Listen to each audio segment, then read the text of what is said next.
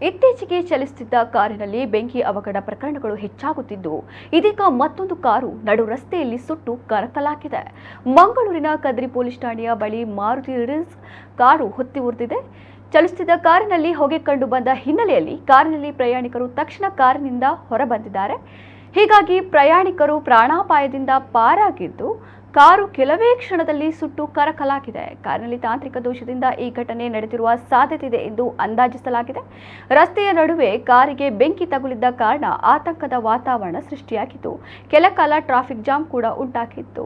ಬಳಿಕ ಅಗ್ನಿಶಾಮಕ ದಳದವರು ಬಂದು ಕಾರಿನ ಬೆಂಕಿ ನಂದಿಸಿದ್ದು, ಸಂಚಾರ ಸಹಜ ಸ್ಥಿತಿಗೆ ಮರಳಿದೆ. ವಾರದ ಹಿಂದೆಷ್ಟೇ ಮಂಗಳ ಸ್ಟೇಡಿಯಂ ಬಳಿಯಲ್ಲೂ ಮಾರುತಿ ಕಾರೊಂದು ಪೆಟ್ರೋಲ್ ಬಂಕ್ ಬಳಿಯಲ್ಲಿ ಹೊತ್ತಿ ಉರಿದಿತ್ತು.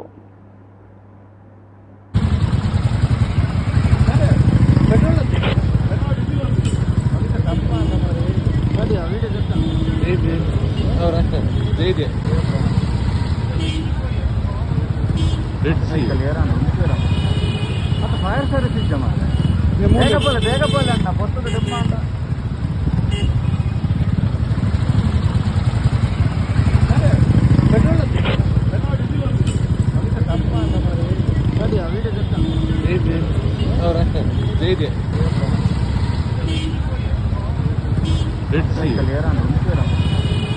ಫೈರ್ ಸರ್ವಿಸ್ ಇದ್ದ ಬೇಗ ಬೋಲೆ ಅಣ್ಣ ಪೊತ್ತದ ಡಿಮಾಂಡ್